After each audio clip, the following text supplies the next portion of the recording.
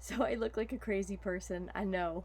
I was sitting here just downloading and downloading. And y'all, like, how this is working as far as this ascension process. So I want to come in because I'm starting to get like practical experiences of all the things we've been hearing and all the things we've been reading about this ascension process. And as I sit here today, I don't even know how many solar flares have happened in the last 24 hours. A lot, which means there is an influx. There's an influx of, oh, my papers went everywhere. There's an influx of energy coming in, which means it's going to affect each one of us in a very different way, depending on where we are on our spiritual journey. So I wanted to talk about that, and I'm just coming in here. I look a mess. I laughed at myself literally when I brought up the camera on my computer. I was like, oh boy. Um, but this is like what I look like when Bud leaves to go to work, and I cannot wait to sit down at this table because my brain is not my brain. My soul is speaking loudly, and she's leading me forward in the most interesting and the most beautiful of ways. And I had this experience the other day where I was taking a hike up the hill, and all of a sudden this book that I wrote started just messing around with writing in 2017 when I was working at this corporate job. And I had this job. It was a corporate job that, oh my gosh, like I just sat behind a computer in an open cubicle, no privacy, for 8 hours, and it was the slowest job. It was like I got maybe one call, two phone calls a day, and I literally just had like the biggest work of this job was that I had to look busy all day in order to keep that job. You know, it was like so mind blowing to me now to think about it. So at one point I was like, you know what? I'm just sitting here. I'm gonna start writing this book that's kind of itching its way out. And so I sat, and it's so funny because the whole time I was writing it, I was like, you know, I had to have like one eye kind of on my surroundings because again, our cubicles were open, so everybody like walking by could see what you're doing, and I was right on like a main passageway, so a lot of managers walked back behind me, so I had to be alert. I had to be in two different worlds, and I know that now. I had to be in the one world of the Matrix where I had to kind of make sure that no one saw me doing anything creative because I had nothing else to do. So like why that would have gotten me in trouble when I was like, look at all my statistics, look at my numbers, I'm like spot on, and yet it takes nothing to do this job, so I'm done within an hour, and I have the rest of the day to fuck around because you don't want to send me home and still pay me for just being a good worker. Okay, so I decided that I was gonna get creative, so I would also step into my creative side, and what that creative side is my higher self. And in the course of a month over the holidays when it was super slow, I wrote this book. And it's not a fat book, it's just a micro book, which I didn't understand it at the time, but as this thought came in to revisit it, I came and found it on my computer and started reading it again. And again, this is 2017 that I wrote this. And all of a sudden I was like, well, it's a micro book. Like people know I didn't even know but my higher self that was writing this book while my physical self was keeping watch that no, I didn't get caught writing this book. I was intentionalizing what was going to be needed in 2023 when all of a sudden I come back to this book that I did nothing with. I did nothing with it. And it just sat there, and so much that I just forgot about it. And now that I'm revisiting it, it is so freaking timely, and especially with what I've gone through in these last 2 years of being just kind of going on the spiritual pilgrimage of finding myself. So this, now revisiting this book, it has just like when I was walking up that mountain and got the thought, of that title. I was like, oh, that's crazy. I forgot I even wrote that book. And then I've been reminiscing on the story of how it got written and understanding that it was a perfect example of being in two worlds. You know, again, keeping my awareness out not to get caught writing the book, and also being in the awareness of what was being written. And as I read it again now, 6 years later, I am amazed. I am amazed at how I wrote this thing in just I don't know, a month. I think it took me a month maybe. So this is how timelines are merging. So the timelines, this is how it's working, this in the physical, practical reality. All of this is making sense to me because 6 years ago, there was a part of me living within the version of me I was in 2017, fresh out of divorce. I can't remember. I had just met Bud because one of the little anecdotal, stories in it was how I had just gone for a hike. I was kind of like bringing a point to a close about awareness, and I was like, awareness is kind of like when you see a forest, you're like, oh, it's beautiful. Awareness is really drilling into like a part of that forest. And to use an example to explain that, I was explaining that I had just gone on a hike with a beautiful friend, and he pointed to a log that had some moss on it. And as our awareness then kind of tuned in even further, we noticed that there were several different colored moss colors in this beautiful pocket of moss that looked green, but when you really kind of drilled down, what was making up the whole, the green, was these blues and these greens. And I was like, oh my God. And I immediately remembered that day because that hike was with Bud. And I remember just being so blown away of like all the small things, the small beautiful things that he would notice and point out to me on our hikes. Things that I would have missed because I'm always looking up. I look up at the sky and the stars and the trees and this, and he looks down. That's why we work so well together. We each are keeping an eye on a perspective around us, so we're safe, we are protected. But him looking down, he points out all the beautiful things that I'm missing, and I'm pointing to him all the beautiful things that he's missing by looking down. And I remember kind of starting to make that understanding on this particular hike in this story that I shared in this book I wrote in 2017. So I had just met Bud, and here I sit now revisiting this book after it's kind of gotten forgotten and being like, oh my God. Like Bud and I have now lived several lifetimes since then. We've lived in several countries. I had just started dating him, and I see where we are now in such a short amount of time, in 6 years, and I'm like so proud. I'm so proud of us, and I'm happy, you all, and I want to share that. And I say that from my heart, not from my ego. Like, I'm happy, I've got it good. It's taken a lot of freaking work to get here. I mean, look at me. Like, who shows up to a video like this without not giving two shits any about anything, about any opinions, about any judgments anyone out there might give me because I look a wreck. But I'm coming here to share a beautiful moment because I think this is the rehabilitation our world needs, is to come back into the awareness of what spiritual living is all about, and what multidimensional living is all about, what timelines are about. This is not some airy-fairy bullshit stuff.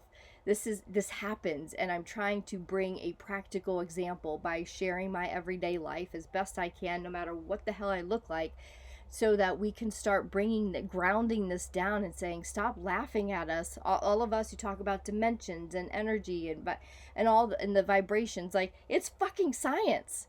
Right? Like, we know that now. So can we just get on with it and just admit, like, okay, I laughed at some things that were actually true, but because I didn't know it was true, I laughed at it.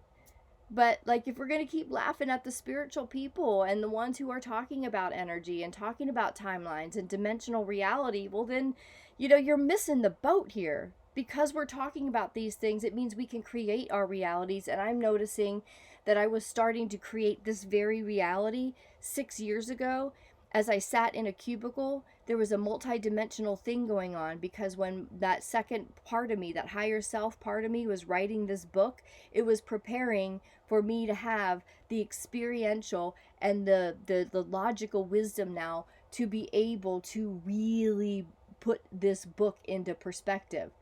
Because what I'm talking about in this book is exactly what I just lived in physical reality. And it's all about the cleansing and the purging and disobeying everything you have learned.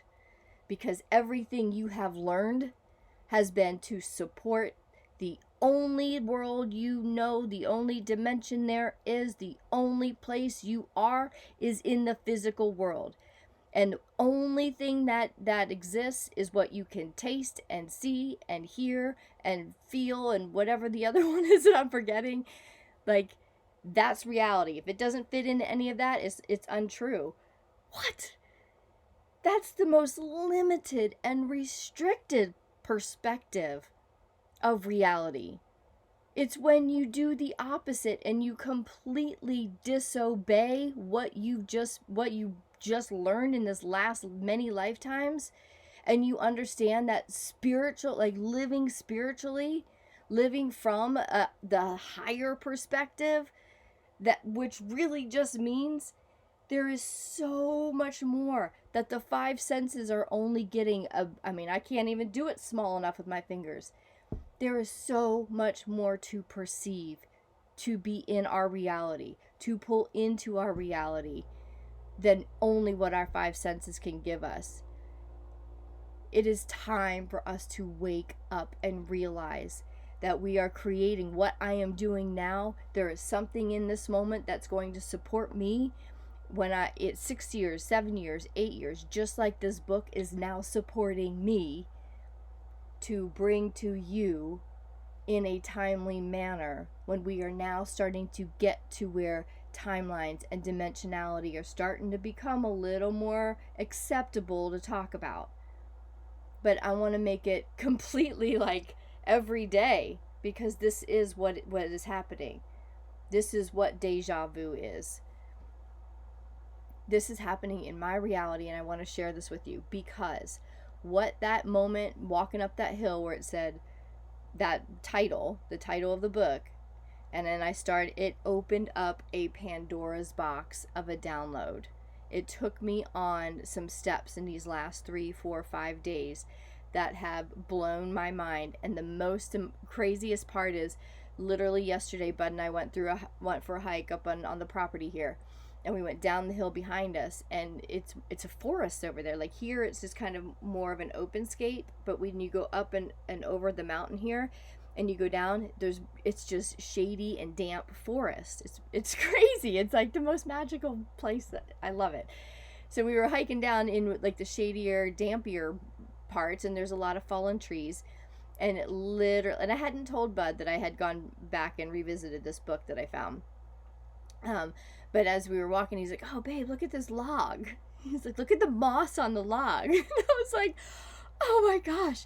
The universe literally delivered a similar experience that sparked a story that I recalled enough and loved enough to share in this book that I wrote 6 years ago, so that I can bring it out to you. I can come revisit it now at a more timely, at a higher consciousness, at a higher perspective, and deliver it to you, share it with you at this time when we can talk more about timelines and dimensionalities. Even 6 years ago, like, you kind of didn't want to bring that shit up especially at a corporate gig. But I think we can start to open up now. Like, we know there's plenty of evidence of dimensions now. There's plenty of evidence. I mean, it doesn't make it irrefutable, but it makes it pretty obvious that something of the sort exists. It's no longer conspiracy theory. I mean, Jesus, okay, that's another whole thing. But most conspiracy theories have pretty much enough evidence where you can be like, it's a pretty good possibility, may not be fully true, but there's a good possibility that a lot of parts of the conspiracy are true. So that's where I'm at. Thanks for being kind to me. I don't know if if you missed the last peace talks. This is my new my new reality, my new set that I'm in, and it's my parents' RV, and I'm enjoying it. It's got its struggles for sure, the RV life, and at the same time, Bud and I got pretty cozy here last night. There's these.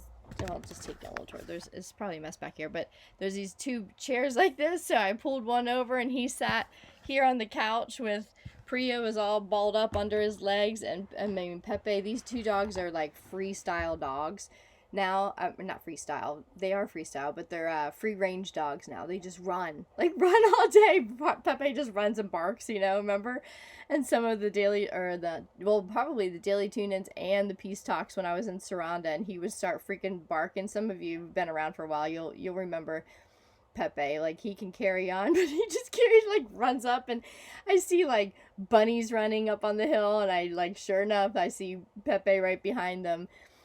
He's just keeping this property clear, and when he's just kind of done running, they come, they just right behind the camper here is a yard, and they just lay in the yard and play. And so when we were doing the movie last night, or watching the show, we watched Somebody Feed Phil. If you have Netflix, it's a heartwarming. I love Somebody Feed Phil. Is one of the best shows I have ever watched, because we used to watch it all the time in Austin, me, Bud, and the boys. And all four of us would just bond during these episodes, because he was, Phil's goofy, and he's weird, and he's funny, and I don't need to tell you about the show. Just go find it. It is one of the best feel good shows, and it was something that brought us a lot of comfort as a family. So Bud and I are catching up on the last season of it, and all cuddled in, and Pepe was on the floor snoring away. He free ranges so much during the day. When he comes in, he's just zonked. So he was snoring. We were laughing. It was just really freaking a beautiful night last night, just right here in this tiny little space. The simplest I have ever freaking lived. The simplest I have ever lived. The simplest I've ever allowed myself to look. The most vulnerable I've ever allowed myself to look. The simplest of lives is what I sit in here, completely humbled down to nothing, because I chose it. Pretty much. I chose it because I really wanted to start again. If we find ourselves in fucked up circumstances, start again. It's okay to start over. And I'm saying that because I need to hear myself reaffirm that for myself, that it is okay at 48 years old to just start over. I'm giving you permission, because I gave myself permission, and it hasn't been easy, and it hasn't been smooth, and it's been kind of painful. And at the same time, I would never not choose it. It has liberated me in so many ways. And the feeling that I have, compared to the feeling that I know I lived when all of this would have been spectacular and suburban, and I would have looked put together every day. I still like to be put together, but when I am so creatively inspired that as soon as my husband hits that gas pedal to go to the driveway, I run back in and sit here at this computer. Having that kind of inspiration feels amazing. I sure as shit didn't have that getting up every day to go to my job in the cubicle. But I'm grateful for that job, because it allowed me to have some time to write this book that 6 years later is now being published. This book is being published. And my second book, I will be an author of a second book. And again, I don't say that from ego. I say that from a place of, those timelines had to be what they were. I had to go through that timeline of being in that place of single momhood, and start trying to date again after 16, 17 years of, being married and with somebody. Figuring all of that out at the same time.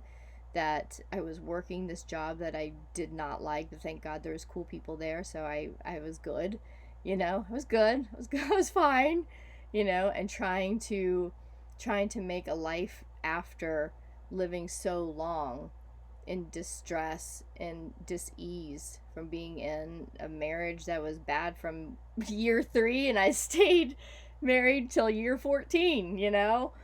Like, who does that? I did it. But I had to do that, to go through that phase, to be able to, not only was I, you know, again, trying to learn how to be a single mom, how to manage being a single mom and working, and still answering the call of my soul, who wanted a partner that just understood me. And I found this dude who was showing me blue moss on, you know, on a log, and I was pretty intrigued. So I was like, if he's seeing that in the world, he sees the world like me. I think I want to kind of date him. Oh, but shit, you know, I've got to work this job that I don't like. And you know what I was doing at that job? Getting a little bit of my creative life in there. I was still expressing creatively whenever and however I could. I was still nurturing that desire of being a creative, of being a writer, of bringing my life experience into a practical way of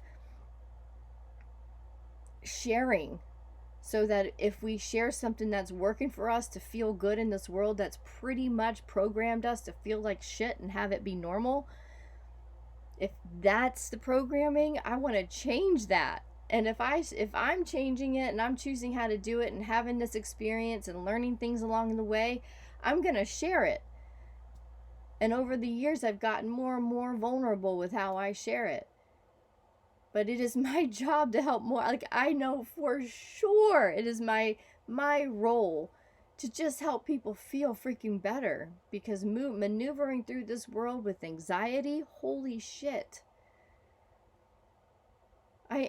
We are the superheroes who carry anxiety. But we're kind of the opposite end of the superheroes. Carrying heaviness for ourselves and for others in the form of anxiety is not at all a hero. It's an unhealthy one. But we can be the superheroes are the ones who shed all of that to be able to just be here and to be a I don't even want to say guide. Just to light the way a little bit. Here's a perspective over here. Come look at this. This feels pretty good. It's a little bit of work. But compared to what you're doing, that's not very much work, because you're robotic, getting up at the same time every day, going to the same job, to sit there and hate life for 8 hours, and then to sit in traffic and be pissed off, and then to know that you have to get home and make dinner, and because you're trying to be the best mom you can, you're going to make a freaking dinner. And then you make a freaking dinner, and then you got to clean up, and then you got to do the showers, and then the homework, and all of that stuff. And I still want to express myself a little bit, so I'm going to do this thing for 15 minutes that I like to do. That's life. That's conformity. That becomes robotic. And I'm not saying it's wrong, but I'm saying it's really, really not intuitive to the way the human spirit, the spiritual part of you, is programmed to operate. You are spirit first. You are energy first before you are physical. Therefore, that spiritual being, that energy that comes in, is programmed and with exactly who you are supposed to be. And if you go to robotic mode, there's like this where you keep repeating things because the robot can't think for itself, because it just has to go do this. But when you stop and say, I don't want to be a robot anymore. I want to feel. I want to experience. We have to relearn how to do all of that. We have to learn how to come back to the timeline, to the programming timeline, the true program of our individual selves, so that we can then start operating from that programming, which is usually almost like the complete and opposite direction that the old programming, or that the corrupted programming gave, that kind of put us all into a robotic state of worry and anxiety. So we were in a loop of me. Like that's what it becomes energetically. That's why we see the evidence of that. And if you're watching this and you are very much in that kind of lifestyle, this is probably going to trigger you. But your health, your mental health, your emotional health, all of that is not where it is by living inherent to you. Majority of humans are very unhealthy in some way, most mental and emotional, and we see plenty of evidence of physical dis-ease, higher counts of everything than ever before. And we have diseases we didn't have 10 years ago. If you really get brave and take off the rose-colored glasses and look at the truth of the world, we're in a pretty devastating state of health. And does that support anything? Anything that truly is in alignment with you? No. Because even our bodies know how to heal themselves. They are spiritually understand how to heal themselves. But we pump so much artificial stuff into us. We become robotic, and even our health becomes robotic. And then most humans are required to take a robotic something every day, to check something every day. If you are in a chronic state of dis-ease and unhealthiness, your lifestyle is not supporting you. It's not sustaining you. And if it sustains you with money at the expense of everything else, then what is that about? What's the point? And yet the world of the conventional world has reprogrammed us into a robotic loop of dis-ease and unhealth, dishealth. I don't know if you know that's a word. And my job inherently, I know, as I have been downloading it, and I have been re-uploading it again from this book that I've already written. As I read it, I'm teaching myself once again what it really takes to live a sustainable life.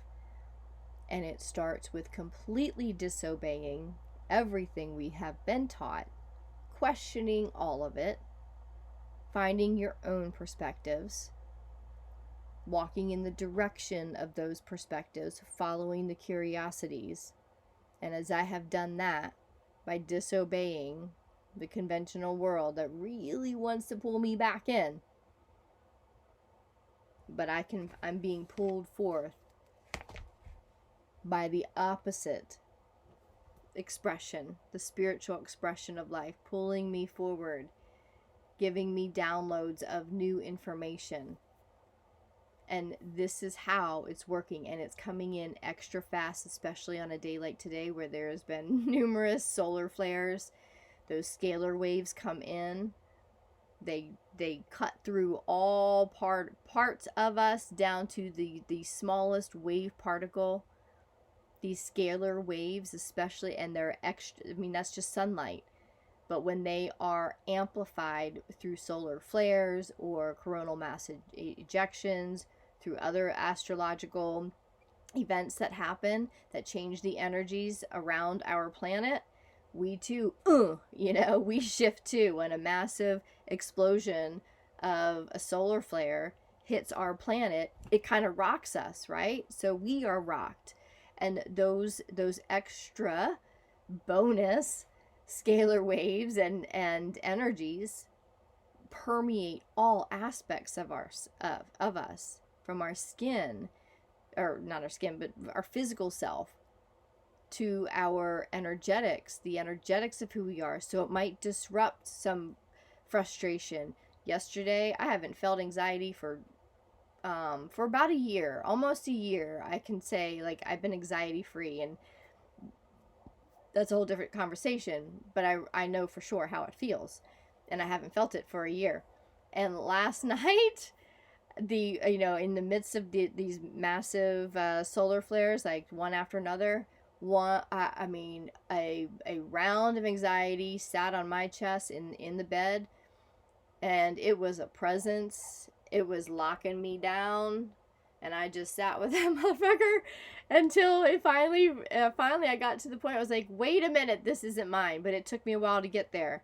This isn't mine. No, I've already released all this stuff, but I had to go through all the different layers of what would I be anxious about, and had to, kind of revisit all of them, all the possibilities. Well, what is this anxiety about? Is it about this? And I'd be like, no, but I don't really like thinking about that, so I'd have to release that.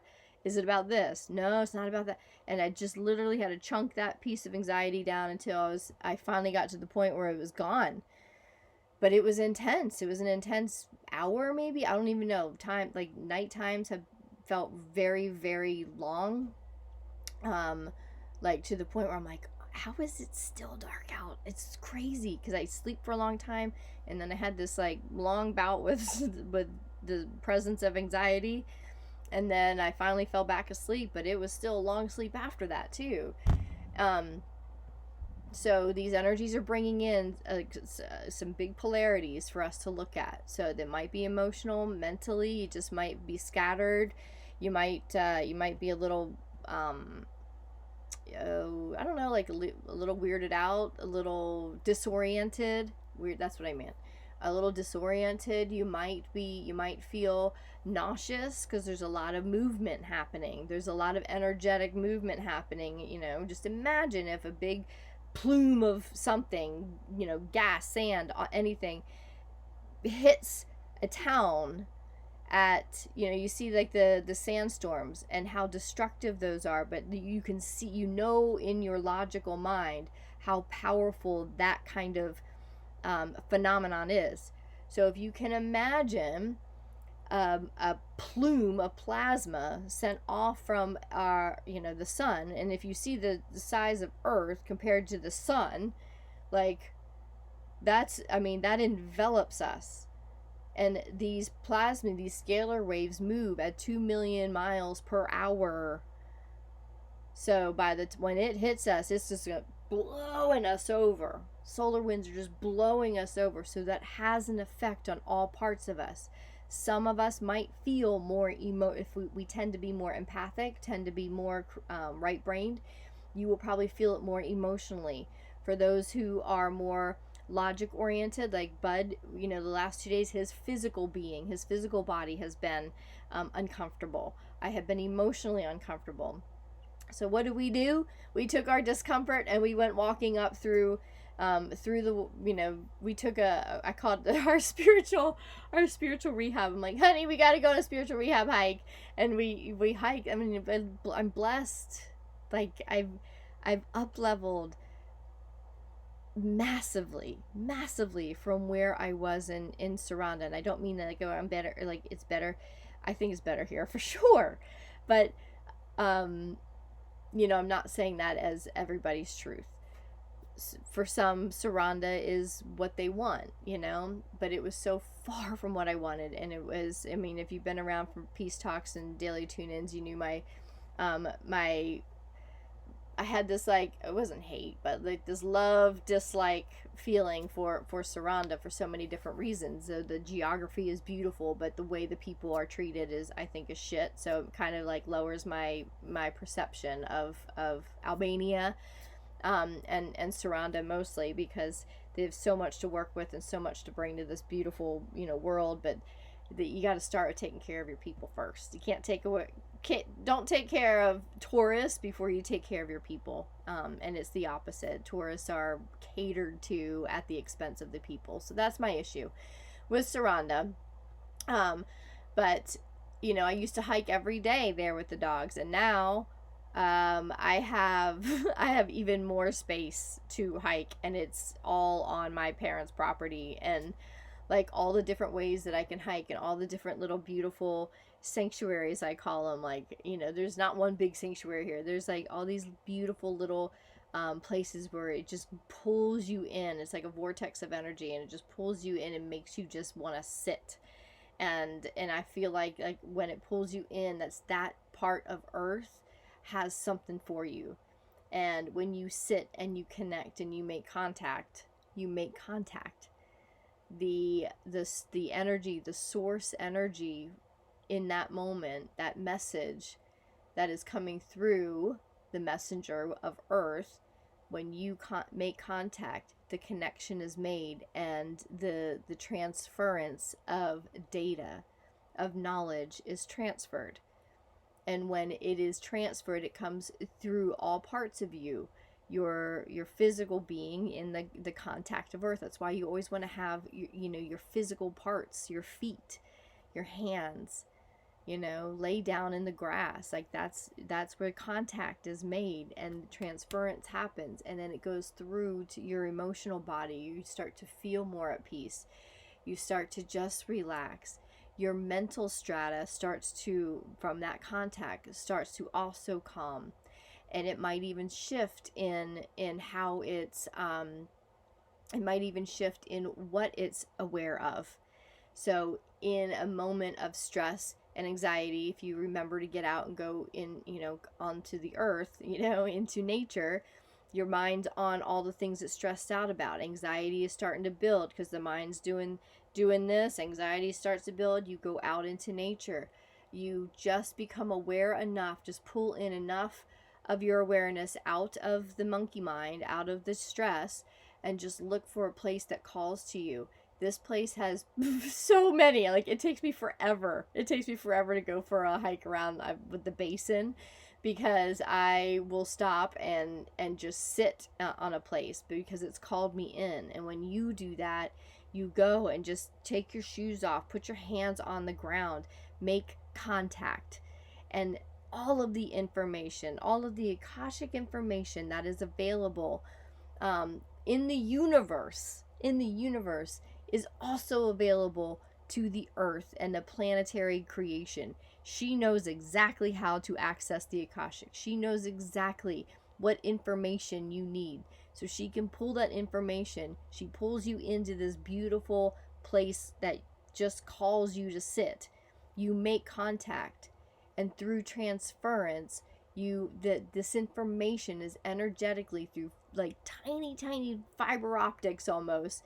Obviously we can't see them, but through the energy of transference, that data gets pulled out of the earth into you. It goes through all aspects. You start to feel more relaxed, right? Your mental strata then shifts from all the things that were stressing you out, and it starts to resonate with the energy that's coming in, that's from the contact with the earth. And now your mental strata starts, and your program starts to then run on a different frequency, on a different vibration, which is now in alignment with the resonance of the information coming in, which is a high resonance of knowledge, of wisdom. And all of a sudden you start thinking, I know how I can do that. Or I went and sat at a certain spot the other day, and all of this information started coming in. I started downloading about a specific situation in my own world. I also started downloading what to do with this book that I was just like reminded of the title when I finally was like, oh, the title. I remember writing that book. I forget even like what it was about, because I wasn't present to it, right? My presence was keeping track of what was going on around me. So I was in another dimensional reality writing it, so I had to match that resonance.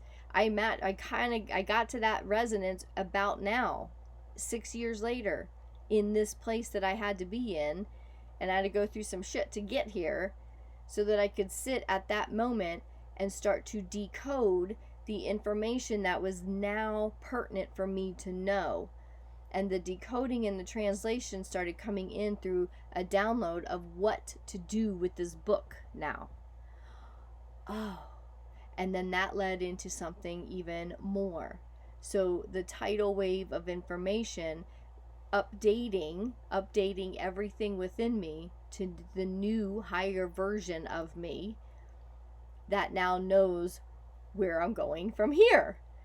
So that is why I come to you looking so crazy, because I don't want to spend any time in the bathroom. I don't want to fix myself up when all I want to do is sit down and write out all of this stuff, start getting these things organized for me to be working on, to develop what this download revealed to me.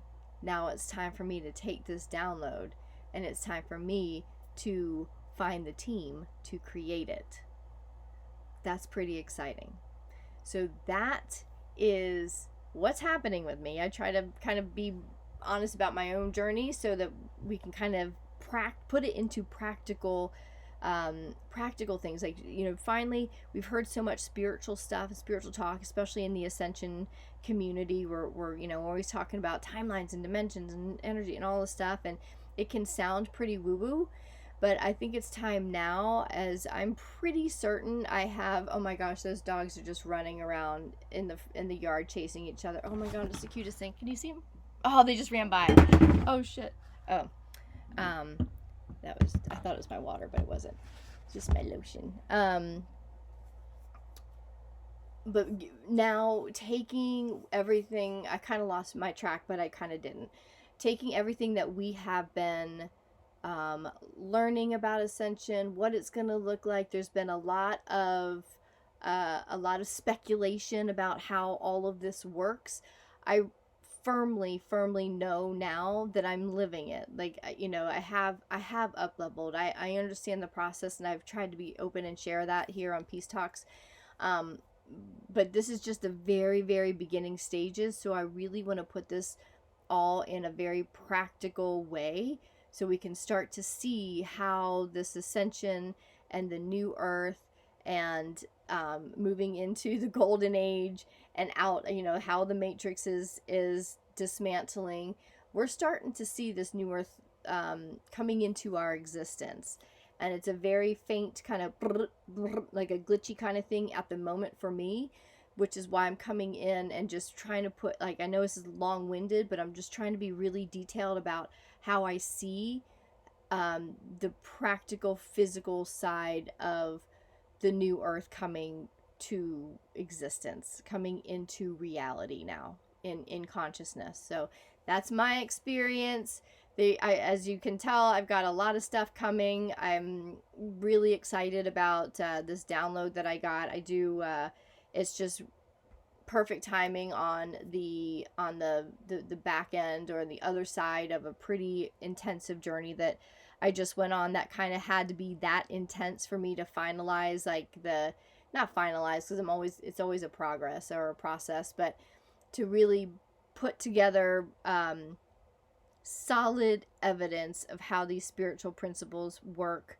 And I have maneuvered pretty much all parts of my life. Almost pretty much every single part of my life has been recreated, like dismantled to be recreated, from jobs, relationships, finances. Like, I'm in an RV. I am at ground zero pretty much, except for my relationship, but I feel like we're kind of advanced, just because after we led these last 2 years of just pure hell, we came out of it stronger, and we have a night like we did last night, just watching, getting cozy and laughing and being with the dogs, and for me to feel so in love with him after what we've been through, I feel like I've advanced. So I call it advanced relationships. But everywhere else in parenting, I am at ground zero, and I'm starting from scratch, and which is why I look like this. But I believe wholeheartedly in the spiritual journey, and I believe wholeheartedly in committing to it and moving forward, even though we don't know what it looks like. But I'm starting to see evidence that that the new earth is here, that these vibrational frequencies are becoming regular. There's a word that I want, that they are integrating, that's not a word either. They're integrating, but that they are available. They're available now, every moment. So we can, through awareness and through consciousness, stay above the line of the lower worlds and simply see a different world and be in that different world, and just keep listening and being pulled in by nature, downloading directions, because we are now, like, step by step being given directions, step by step, to create the new world. And I'm understanding what that looks like. So I'm going to be sharing as often as I want. I don't really love being on technology. It's been hard for me, but here I am, and I don't know when I'll be back. Maybe sometime this week, maybe not, maybe 2 weeks, I don't know. But for now, that's where I'm at, and I think I'm going to be diving into the production and the publishing of this book, so I may be quiet for a little bit, but that's what's happening. It's pretty cool stuff, pretty exciting. Timelines merging, big energies, big feelings, big aches and pains, gassiness, very common right now in our household. Even with the dogs, like, it's crazy. Like, Bud and I cracked up laughing last night because I was like, oh my god, this thing, there's so many propane tanks, and between the four of us being gassy last night, I was like, this thing's gonna go up in flames, my mom's gonna kill me. But we were laughing so hard. Anyway, lots of raw and vulnerable, but probably too much information, but we're real people, and I'm a real person, and we're in this together. There's a weird transition that's happening. I think it's becoming more and more obvious. It just is not obvious to a lot of people, but what is obvious is, like, things are shifting, things feel differently, new understandings coming to light, a lot of light coming in, which means there's a lot of revelations. A lot of shit, I see that now, I can't unsee it. So there's a lot of understandings that things need to change in people's lives, and that then usually brings up anxiety and fear, because if things need to change, that means there's a disruption, and that then becomes the choice point for each person who now knows that they can't unrealize something they've just realized, and now that it comes down to, do they do something about it, or do they live with it? And if they live with it, that's going to get more and more painful. So eventually disruption has to happen, and change has to happen. If it doesn't happen, our world is donezo. It's donezo. But we know in this community, if we've been around this community of spiritual awakening, ascension, whatever you want to call it, for any amount of time, we know that the light wins. We know that there is a shift, there is a split that's happening. We know that there is something much, much bigger than us that is in transition right now. And how you take the path into the higher realm, into the higher existence of life, is by knowing that change is going to happen, and by floating on top of that change, no matter what it looks like, how painful it is, no matter how it shows up, that you just simply float on top of it and just let go what needs to wash away. Because I think you'll be quite pleased at what actually gets washed away. Is painful in the moment when it's ripped apart, but then you're like, okay, that wasn't that bad. that was actually needed. So sometimes letting things go brings them back to you in a stronger way. So we've got to just be brave and just trust that whatever change brings us, it's for the highest and best good, for us to ascend into a higher realm of existence and a new dimensional reality that is now available in our planet, because science shows it to us. And there's a whole lot of information to support that. I've shared it here and there throughout these last few years, so the information's there. It's pretty irrefutable that there is the opportunity for humans to ascend into a new higher dimensional reality now. It's supported. We see weird things happening. The sun is blowing us, like, you know, all of the information that we need to navigate that.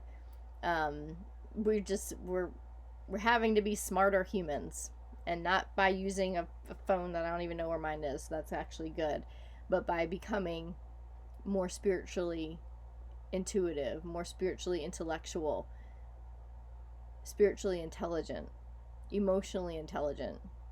And that is what my new book is pretty much all about, is becoming a higher, more emotional, intelligent, spiritual intelligent being, so that you can be one of us who is doing our best to recreate a new life so that people don't live in disease and dis-ease and poverty, illness as much as they do. That's the norm. We're building a new world where the norm is to be healthy and to trust that you know how to heal yourself, and that you've got a community of people who are willing to help you heal, and they're going to help you do that through natural remedies, and we are going to be the ones that actually support and sustain life, as opposed to sucking out life and, you know, living a world of unsustainability. Like, that, how that has become the norm is beyond me, but we've lost our ways, y'all. So we're gonna right size ourselves and go in the opposite direction, which is the direction of health, order,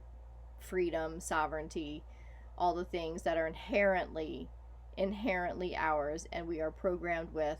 We're going to do a 180 and reprogram ourselves and those in humanity who would love to just choose the perspective of higher intelligence, which means you choose the perspective that there's something greater than the expectation that you have been given is life. Because I have a higher expectation of life than that world, and I'm in it now. So if you want to go into a higher expression and just find yourself, be inherently you, that's where we're going. All right, y'all. So much love to you. I'll see you in the next Peace Talks. Have a good one.